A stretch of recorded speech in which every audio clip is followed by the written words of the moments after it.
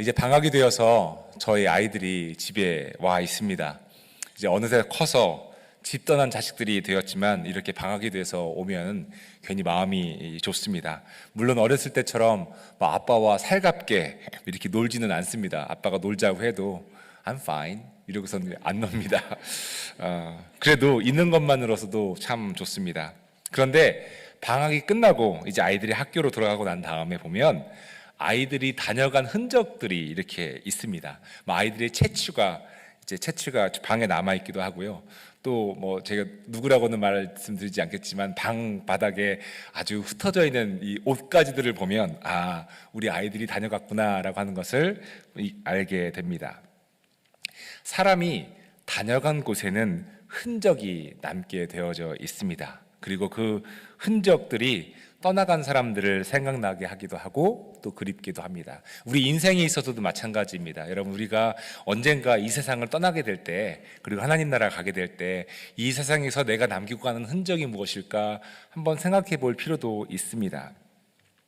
그런데 사람들이 떠나면서 남기고 난 일반적인 흔적 말고도 특별한 흔적들을 우리가 가지고 있는 사람들도 있습니다. 예를 들어서 만약 여러분들 몸에 수술의 흔적이 있다면 그것은 특별한 흔적이지요. 다만 그것이 아픔의 흔적만이 아니라 은혜의 흔적일 수도 있습니다. 몸의 흔적만이 아니라 또한 우리 마음의 흔적 또한 있습니다.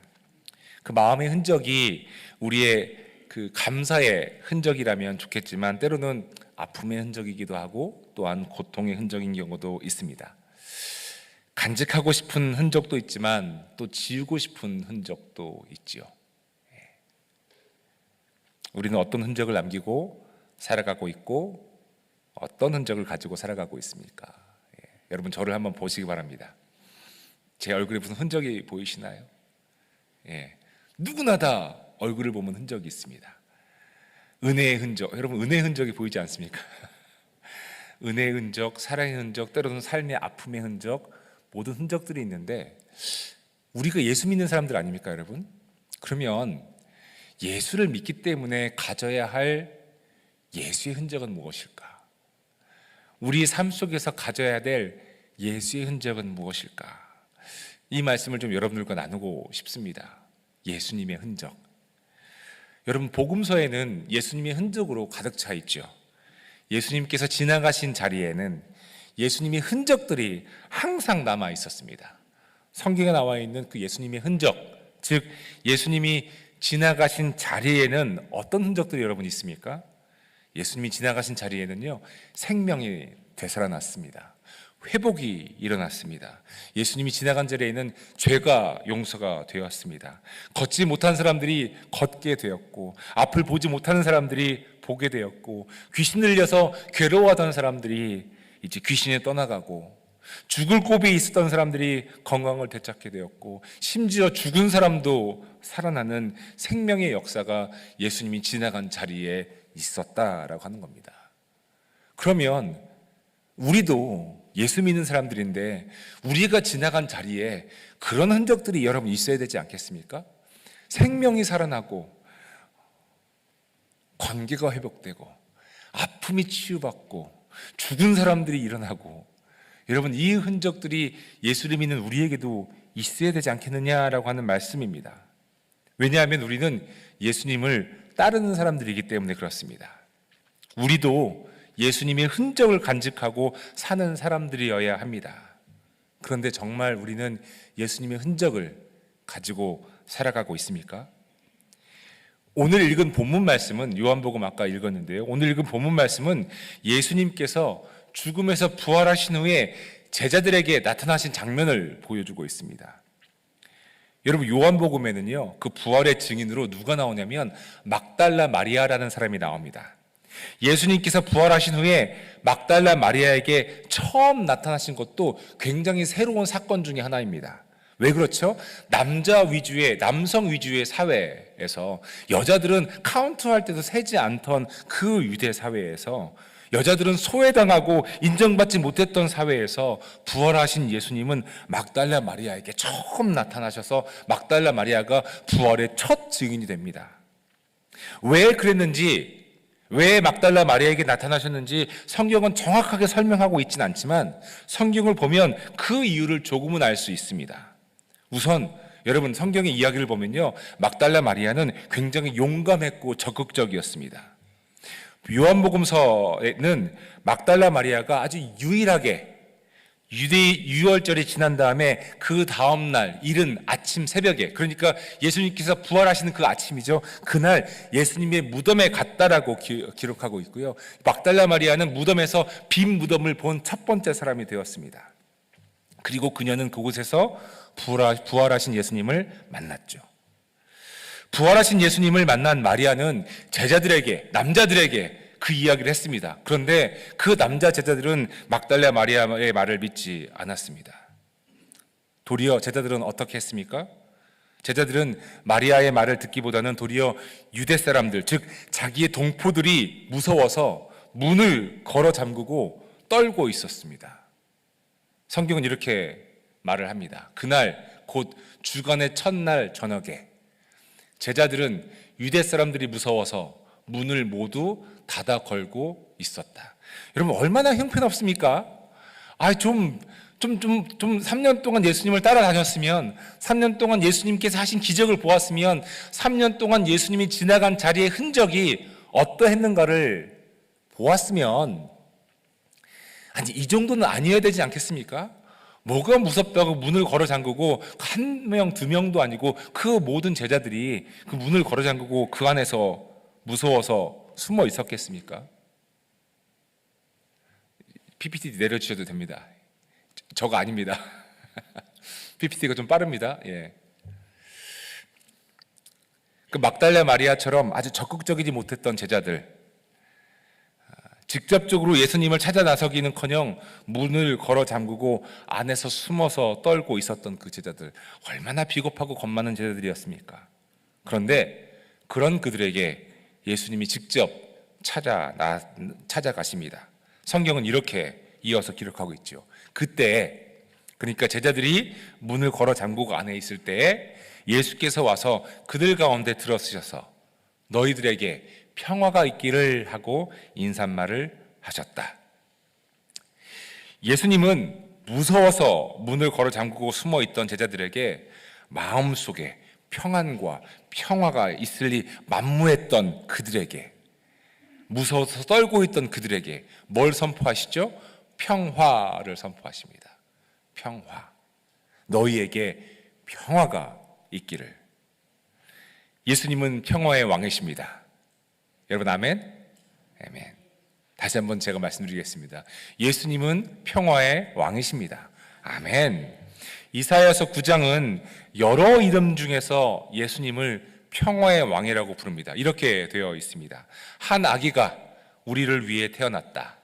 우리가 그 한 아들을 모셨다. 그는 우리의 통치자가 될 것이다. 그의 이름은 놀라우신 조언자, 전능하신 하나님, 영존하시는 아버지, 평화의 왕이라고 불릴 것이다. 예수님이 지나간 자리, 예수님의 흔적에는 평화가 있습니다. 왜냐하면 그는 평화의 왕이기 때문입니다. 전쟁과 멸망과 파괴는 예수님의 흔적이 아닙니다. 화해와 평화와 회복이 예수님의 흔적이지요. 사랑하는 교회 여러분, 가정에서든 직장에서든 교회에서든 국가에서든 아니면 여러분들의 마음에서든 예수님의 흔적, 그 흔적, 평화가 우리에게 있어야 합니다. 저는 우리 가정이, 우리 교회가, 우리 사회가, 우리 국가가, 그리고 여러분들의 마음속에 예수님의 흔적인 평화가 가득하기를 간절히 바랍니다. 우리의 가정을 살펴봅시다. 우리 가정에는 평화가 있습니까? 부모와 자녀 간에는 평화가 있습니까? 부부 간에는 평화가 있습니까? 예수님의 흔적이 있는지 엿듣는 것입니다. 교회는 어떻습니까? 우리 교회는 평화가 있습니까? 아니면 다툼과 미움과 시기와 질투가 있습니까? 여러분들의 마음은 어떻습니까? 여러분들의 마음속에 정말 그 누구도 빼앗을 수 없는 평화와 평안이 있습니까? 예수님 때문에 가질 수 있는 평화와 평안이 있습니까? 아니면은 누군가와의 불편함이 여러분 마음속에 자리 잡고 있습니까? 믿음으로 선포하며 고백합니다. 우리 교회에는, 여러분들의 가정에는, 우리의 마음에는 예수님의 흔적과 평화가 가득할 줄 믿습니다. 아멘. 아멘. 국가는 어떻습니까? 한반도를 위해 기도하면서 예수의 흔적, 예수님의 평화가 가득하기를 간절히 바랍니다. 분단의 아픔이 여전히 현실인 한반도에 평화가 임하기 위해서는 예수님의 흔적이 가득해야 합니다. 그런데 안타깝게도 현실은 그렇지 못하죠. 그렇게 많은 십자가의 불빛이 대한민국에 가득해도 예수님의 흔적이 한반도에 가득하지 못하는 현실은 참으로 안타깝습니다. 이 안타까운 현실이 어디 한반도만의 문제이겠습니까? 가정을 말씀드렸지만 여러분, 우리 가정은 또한 어떻습니까? 예수님을 믿고 따르는 크리스찬들인데 가정에서의 평화가 쉽지가 않습니다. 자녀와의 문제, 부부간의 문제, 형제간의 문제. 크리스찬들인데 왜 그렇죠? 왜 평화가 어려운가요? 그것은 평화의 값을 치르지 않아서입니다. 평화의 값이 있습니다. 본문 말씀을 보면 부활하신 예수님께서 제자들에게 평화의 인사를 하신 후에 하신 것이 있습니다. 그것은 예수님의 두 손과 옆구리를 보여주신 것이죠. 예수님의 두 손과 옆구리가 여러분 무엇을 의미합니까? 십자가에서 못 박히신 것과 창에 찔리신 것을 의미하죠. 평화는 그냥 오는 것이 아닙니다. 예수님은 평화의 값을 치르셨습니다. 그냥 바란다고 오는 것이 평화라면 평화의 값어치는 없을 것입니다. 그런데 평화의 값은 예수님의 손과 발 그리고 옆구리였습니다. 예레미야 선지자를 통해서 주시는 말씀을 여러분 들어보시기 바랍니다. 그가 찔린 것은 우리의 허물 때문이고 그가 상처를 받은 것은 우리의 약함 때문이다. 그가 징계를 받음으로 우리가 뭐를 누린다고요, 여러분? 평화를 누리고 그가 매에 맞음으로써 우리의 병이 나았다. 이사야 53장 5절 말씀. 여러분, 이 말씀을 보십시오. 선포입니다. 믿음의 선포이죠. 믿음은 뭐를 요구한다고요, 여러분? 믿음은 이해를 요구합니까? 믿음은 설득을 요구합니까? 믿음은 뭘 요구하죠, 여러분? 죄송합니다. 믿음이 답을 제가 말씀드리고 말았습니다. 선포는 뭘 요구하죠, 여러분? 너무 쉬운 퀴즈죠? 선포는 뭘 요구한다고요? 믿음. 그렇죠. 선포는 내가 이해했어. 이해를 요구하는 것도 아니고요. 선포는 내가 설득됐어. it makes sense. 이걸 요구하는 게 아니라 선포는 믿음을 요구하죠. 이사야서 말씀이 그 선포의 말씀 아닙니까? 그가 징계를 받음으로 우리가 평화를 누리고 그가 매에 맞음으로 우리의 병이 나았다. 선포입니다. 여러분, 이 믿음의 이 선포의 말씀을 여러분 믿으십니까? 아멘.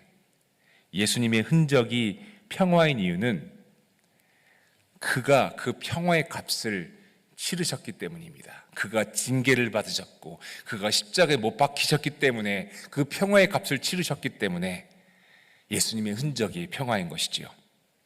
그렇다면 크리스찬들인 우리들의 삶 속에 평화가 만약에 없다면 그 이유는 무엇일까요? 토마스 캠프라고 하는 아주 유명한 사람이 쓴 그리스도를 본받아, 아마 많은 분들이 읽으셨으리라 생각합니다. The Imitation of Christ라고 하는 책을 보면 이런 글이 나옵니다. 직역임을 양해해 주시기 바랍니다. 예수님께서 말씀하신 하나님 나라를 사랑하고 동경하는 사람들은 많이 있습니다. 하지만 예수님이 십자가의 고통을 같이 지고 가려는 사람은 아주 적습니다.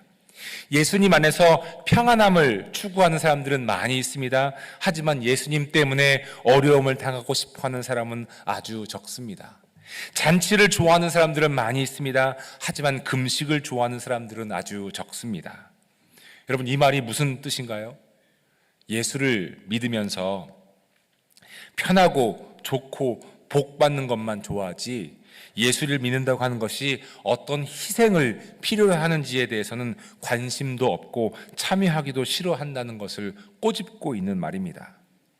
예수님께서 징계를 받음으로 우리가 평화를 누리는 것은 좋지만 예수님과 함께 징계를 받고 싶어하는 사람은 매우 적다는 것이죠. 쉬운 말씀으로 드리자면 좋은 것은 다 누리고 싶지만 좋은 것을 누릴 수 있기 위한 희생은 싫다는 것입니다. 예수님의 흔적, 평화가 우리에게 임하는 것은 너무도 좋지만 내가 직접 예수님의 흔적이 되기 위해, 평화의 사도가 되기 위해 노력하는 것은 싫다는 뜻입니다. 얼마나 이기적입니까? 얼마나 이기적인 크리스찬들입니까? 우리가 말이죠. 예수님의 흔적은 좋아하지만 우리가 예수님의 흔적이 되고 싶어 하지는 않기 때문입니다. 사랑하는 교회 여러분, 저는 우리 교회에, 우리 와시턴 한인교회에 예수님의 흔적이 가득하기를 간절히 소망합니다. 그런데 예수님의 흔적을 바란다고 우리에게 예수님의 흔적이 저절로 생기는 것이 결코 아닙니다. 예수님처럼 예수님의 길, 십자가의 길을 가야 예수님의 흔적이 생깁니다. 소외된 사람들을 돌봐주고 낮은 곳에서 섬기는 삶, 그럴 때 생명이 회복되고 관계가 회복되는 평화가 임하는 것이지요. 여러분, 교회는 그래야 되는 것 아닙니까? 높아지고자 원하는 사람들이 모이는 곳이 아니라 낮아지고자 원하는 사람들이 모이는 곳, 서로 도토리 키재기 하듯이 비교하고 평가하기 위해 모인 곳이 아니라 예수님의 사랑을 실천하기 위해 모인 곳, 따라서 교회는 십자가의 길을 가야 하는 곳이어야 하고 못자국과 옆구리의 창자국이 자랑되어야 하는 곳, 여러분, 그곳이 교회 아닙니까? 왜냐하면 예수님의 흔적은 영광스러운 흔적이 아니라 두 손과 옆구리에 못이 박히고 창에 찔리는 고통의 흔적이었고, 예수님의 이 고통을 통해 우리가 나음을 입고 평화를 누리고 구원을 얻었기 때문입니다. 이것을 잊어서는 안 됩니다. 그렇기 때문에 예수님은 평화의 인사를 제자들과 나누신 후에 이렇게 말씀하시죠. 아버지가, 하나님이 나를 보내신 것과 같이 나도 너희를 보낸다. 무슨 말입니까? 우리에게 평화의 사도가 되라고 하시는 말씀입니다. 평화의 사도가 되라는 말씀은 우리의 손과 발에 못자국이, 우리의 옆구리에 창자국이 있어야 한다는 말씀과 같습니다. 그 모든 것은 다 예수님이 지셨으니 성령님의 일하심 내려주시기 바랍니다. 아직 아닙니다. 그 PPT요? PPT가 좀 오늘 빠르네요. 예수님께서 십자가에 못 박히셨으니 우리는 못 박히지 않아도 돼. 이거 다 하나님께서 하신 거야. 라고 하는 것이 마치 복음처럼 오늘날의 크리스찬, 우리나라 교회에서 만약에 선포되어지고 있다면 여러분, 그렇지 않습니다. 그렇지 않아요. 내가 다 십자가에 못 박혔으니 너에게는 좋은 것만 있을 것이다. 여러분, 그것이 복음이 아닙니다. 그렇지 않습니다. 우리도 예수님처럼 고통의 길, 희생의 길, 나 스스로의 낮아짐의 길을 선택해서 가야 하는 것이 복음의 진정한 능력이지요. 우리의 손과 우리의 발에 못자국이 있어야 되고요, 우리 옆구리에 창자국이 있어야 됩니다. 이것이 크리스찬입니다. 평화를 위해 예수님의 발자취를 따라야 한다는 말씀입니다. 예수님의 흔적이 있어야 한다는 말씀이죠. 희생이 없이는 예수님을 따를 수가 없다는 말씀입니다. 희생이 없이는 평화의 사도가 될 수 없음을 말씀하고 있습니다. 그러하기에 예수님께서 나도 너희를 보낸다라고 말씀하고 계시는 것이죠. 그런데 교회 여러분, 이마저도 아까 PPT에 먼저 나왔던 것처럼 우리의 일이 아니라 성령의 일하심이어야 합니다. 성령의 일하심. 우리의 의지나 노력이나 결단만으로 되는 것이 아니라는 거죠. 그래, 오늘부터 내가 평화의 사도가 되겠어. 오늘부터 내가 예수님의 흔적을 갖도록 하겠어. 그런다고 해서 우리의 몸에, 우리의 삶에 예수 흔적이 생기는 것이 아니라 이것마저 누구의 일하심이라고요? 성령님의 일하심. 지금쯤은 띄워주시면 좋은데 안 뜨고 있습니다. 성령의 일하심. 누가 일하신다고요? 성령께서. 그렇기 때문에 본문 말씀은, 오늘 말씀을 뭐라고 하고 있냐면 22절에 이렇게 되어 있습니다. 이렇게 말씀하신 다음에 그들에게 숨을 불어넣으시고 말씀하셨다. 뭐라고 말씀하셨다고요? 성령을 받아라. 우리 함께 고백해 볼까요? 시작. 성령을 받아라. 여기에서 이렇게 말씀하신 다음에 뜻은 평화의 인사를 나누고 우리를 평화의 사도로 보내신다는 말씀을 하신 다음에, 그런 다음에 우리에게 뭐라고 하시냐면은 그들에게 숨을 불어넣으시고서 성령을 받으라 라고 말씀하신 겁니다. 성령 없이는, 하나님의 영 없이는 예수님의 흔적을 가질 수가 없기 때문입니다. 성령 없이는 평화를 실천할 수도, 평화의 사도가 될 수도 없기 때문입니다. 예수님의 흔적은 우리의 노력이나 의지나 결단으로만 가질 수 있는 것이 아니라는 것을 말씀하고 있는 것이지요. 예수님의 흔적은 성령을 받아야 가질 수 있는 흔적이기 때문에 그렇습니다. 그렇다면 성령을 받으면 어떤 일이 일어나나요? 우리의 삶에 어떤 변화가 생기나요? 예수님은 성령을 받으라고 말씀하신 후 바로 이어서 23절에 이렇게 말씀하십니다. 너희가 누구의 죄든지 용서해 주면 그 죄가 용서될 것이요, 용서해 주지 않으면 그대로 남아 있을 것이다. 여러분, 저를 보십시오. 분명히 예수님께서는 우리에게 성령을 받으라고 말씀하셨어요. 숨을 불어넣으시면서요. 하나님의 영입니다, 성령은요.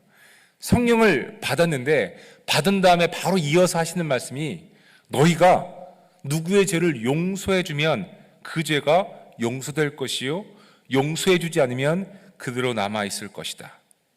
여러분, 이게 무슨 뜻입니까? 용서가 누구의 능력이라는 말이죠? 누구의 뜻입니까? 누구의 능력입니까? 나의 능력입니까? 성령님의 능력입니까?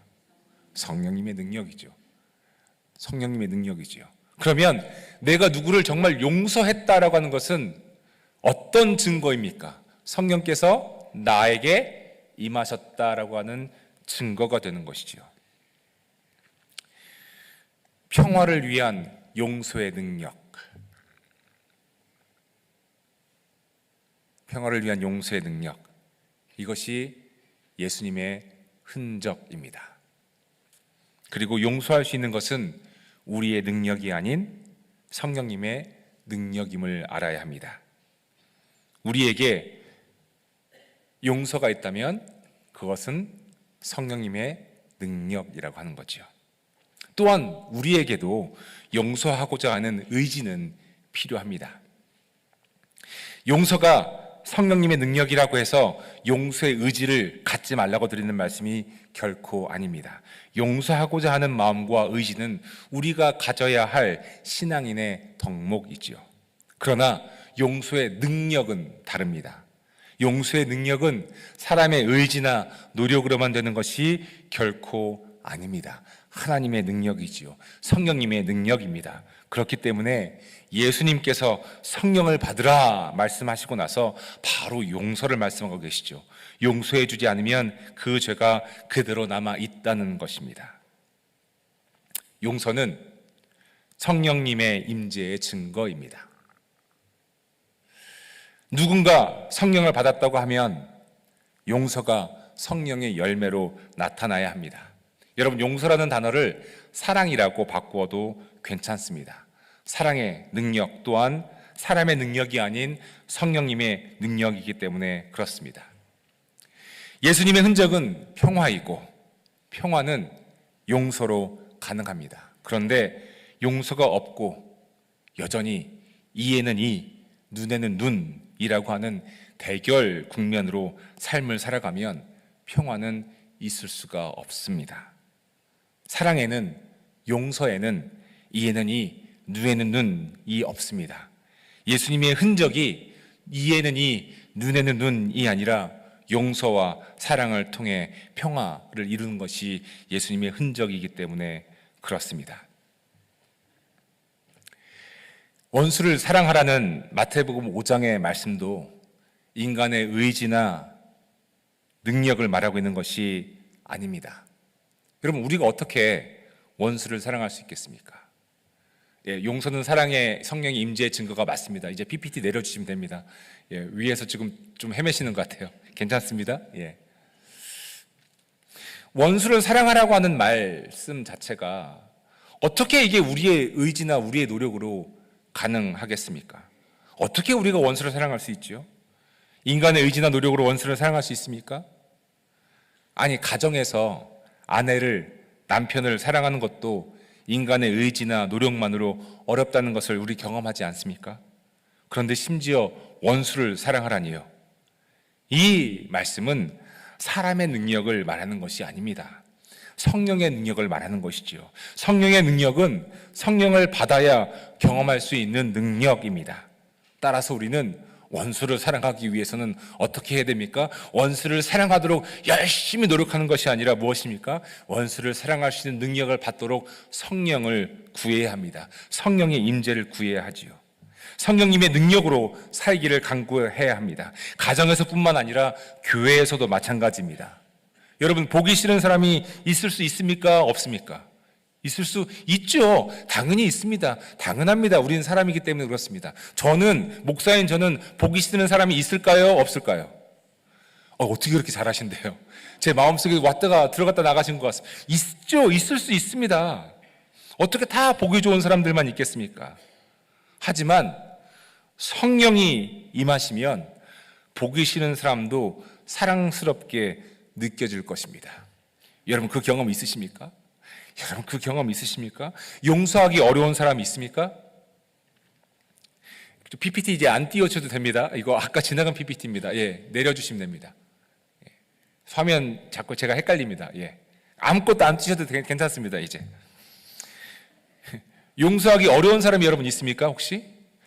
있을 수 있죠. 여러분, 혹시 여러분들의 시어머니나 시아버지나 여러분들의 부모님이나 아니면 여러분들의 형제나 아니면 가까웠던 친구들 중에 내가 배신당했던 경험이 있다라고 한다면, 여러분, 이게 무슨 특별한 이야기입니까? 우리의 삶의 이야기 아닙니까? 일상의 이야기 아닙니까?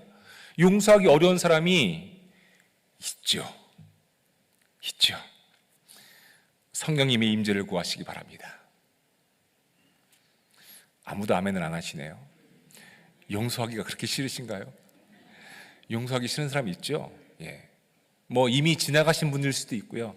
지금 살아계신 분일 수도 있지만, 지나가셨건 하늘나라 가셨건 지금 살아계시건 내 친구건 내 자녀건 내 부모건 내 형제건 내 가까웠던 친구건 누구건 간에 용서하기 어려운 사람이 있다면 성령님의 임재를 구하시기를 간절히 바랍니다. 성령의 능력으로 용서의 열매가 맺게 될 것입니다. 직장에서도 마찬가지죠. 나를 괴롭히는 상사나 동료가 있습니까? 도저히 받아들이기 어려운 사람이 있습니까? 성령님께서 임하실 때 어떤 일이 일어나는지 여러분 기도해 보시기 바랍니다. 다음 주일은 북한 선교 주일입니다. 한반도는 휴전인 상태가 71년간 지속되고 있습니다. 남과 북이 갈라져서 여전히 총뿌리를 겨누고 있습니다. 아니, 총뿌리를 겨누고 있다는 말도 옛말인 것 같습니다. 총뿌리가 아니라 서로가 미사일을 겨루고 있는, 그냥 미사일도 아닌 핵무기라고 하는 파멸의 무기가 한반도를 덮고 있는 형국입니다. 우리의 동포인데 70년 이상 분리되어 있는 분단의 현실을 주님께 다시 한번 아뢰고 화해와 용서와 평화를 구해야 하겠습니다.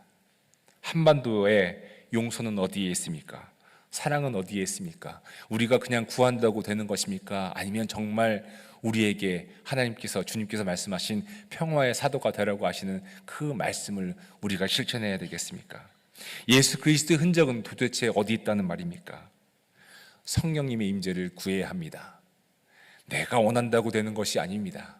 정치인들이, 지도자들이 아무리 만나서 무엇을 한다고 해서 되는 것이 아니죠. 뭐가 돼야 됩니까? 무엇이 있어야 됩니까? 성령님의 임재가 한반도를 덮어야 합니다. 여러분, 그 꿈을 여러분 꾸지 않습니까? 성령의 임재가 개인적인 차원에서 나에게만 오는 것이 아니라 한반도를 덮는, 성령의 임재가 한반도를 덮는, 여러분, 그 꿈을 우리가 함께 꾸어야 되지 않겠습니까? 한국에, 북한에 성령님의 임재를 구해야 합니다. 예수님의 흔적이 차고 넘치기를, 그리고 예수님의 흔적의 능력이 흔적의 능력이 증거되기를 여러분 기도해야 합니다. 우리는 크리스찬들입니다. 예수님을 믿고 예수님을 따르는 사람들이라는 의미입니다. 그렇다면 우리에게는 예수님의 흔적이 있어야 합니다. 믿고 따른다고 하면서 정작 예수의 흔적이 없다면 세상은 우리를 비웃을 것입니다. 예수 믿는다면서, 아니 교회 다닌다면서, 아니 그런데 그렇게 해? 아 그런데 그렇게 다투어? 그렇게 싸워? 아 그런데 이렇게 재빠르게 자기 이익만 쫓아? 예수 믿는 사람들이 더하다니까? 여러분 제가 지어낸 말입니까? 아니면 어디선가 들어본 말입니까? 이런 소리를 들어서는 안 되는 것 아닙니까? 아 역시 예수 믿는 사람들은 달라. 아 교회 다니는 사람들은 달라도 달라. 교회 다녀서 그렇지. 저 사람이 왔다 가면 왠지 마음이 편안해져. 저 사람을 만나면 내가 왠지 위로가 돼. 최소한 이런 소리를 들어야 크리스찬이라고 말할 수 있지 않겠습니까? 크리스찬으로서 우리가 가져야 할 예수의 흔적은 평화입니다. 우리의 삶에 평화가 있어야 하고 우리 마음에 평화가 있어야 하고 우리 관계 속에서 평화가 있어야 합니다. 이 평화를 우리가 만들어낼 수 있는 것은 아니지만 이미 예수 그리스도의 십자가의 사건을 통해서 예수님께서 평화를 이루셨습니다. 그리고 그 평화를 우리에게 주신다고 예수님은 약속하셨죠. 약속의 말씀을 여러분 들어보십시오. 나는 평화를 너희에게 남겨둔다. 나는 내 평화를 너희에게 준다. 내가 너희에게 주는 평화는 세상이 주는 것과 같지 않다. 너희는 마음에 근심하지 말고 두려워하지도 말아라. 이 약속의 말씀이 성령의 임재를 통해 우리에게 주어졌고 실현되었음을 믿음으로 선포합니다. 아멘. 이제 성령의 능력으로 평화를 주는 용서의 삶을 살아야 하겠습니다. 이제 말씀을 정리하고자 합니다. 본문 말씀에 나와 있는 예수님의 말씀대로 우리는 성령을 받아야 합니다. 성령을 받아라. 그리고 성령의 능력으로 사랑하고 용서해야 합니다. 아까 금방 보셨죠? 나왔던 거요. 예. 성령의 능력으로 뭐 해야 된다고요? 사랑하고 용서. 누구의 능력입니까? 성령의 능력으로. 그렇게 사랑하고 용서할 때 주님께서 약속하신 세상이 주는 것과 같지 않은 평화를 누리게 될 것입니다. 우리의 가정에서, 교회에서, 직장에서, 그리고 미국 땅과 한국과 북한, 그리고 전쟁의 소식이 들리는 세계 곳곳에서 성령의 능력으로 용서와 사랑의 능력이 나타나기를, 그래서 예수의 흔적이 가득한 우리의 인생이 되기를 소망합니다. 용서를 위해, 평화를 위해 우리의 의지도 필요하고 결단도 필요하고 노력도 필요합니다. 하지만 성령을 받지 않으면 우리의 의지와 결단과 노력이 결실을 맺지 못합니다. 성령을 구하시기 바랍니다. 우리의 삶과 가정과 직장과 교회와 나라와 세계 곳곳에 예수님의 흔적이 차고 넘치도록 성령을 구하시기를 간절히 바랍니다. 그리고 성령을 구할 때 예수의 흔적을 남기고 사는 우리 와시다 하나님교회 교우 여러분들 모두가 되기를, 그리고 성령을 구해서 성령의 임재 가운데 우리가 살아갈 때 예수의 흔적이 남는, 방송을 통해 예배를 보시는 모든 분들의 삶 속에 그 예수의 흔적이 차고 넘치게 되기를 주님의 이름으로 간절히 소망하며 축복해 드립니다.